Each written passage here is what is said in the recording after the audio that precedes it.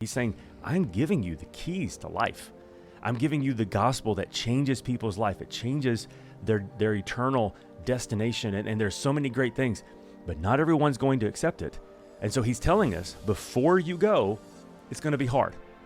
It would be like if I were to tell you all of the wonderful things about running a marathon. I had an opportunity years ago to do that.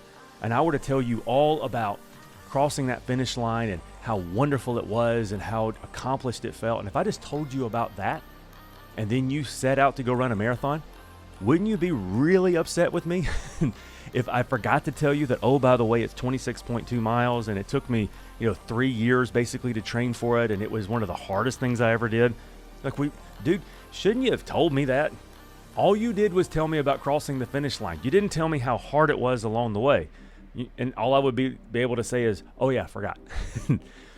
Well, what Jesus does is he tells us the joy of sharing the gospel with someone else, the joy of being somebody else's miracle, because you're able to tell them about the life-giving good news that you don't have to live in sin and destruction and in brokenness, but you can find life in Jesus. But at the same time, there's a cost. That you're going to have to walk through difficulty. You're going to have to walk through people not understanding. You're going to have to walk through spiritual warfare. And you're going to have to stay the course and to realize that not everybody's going to agree with you.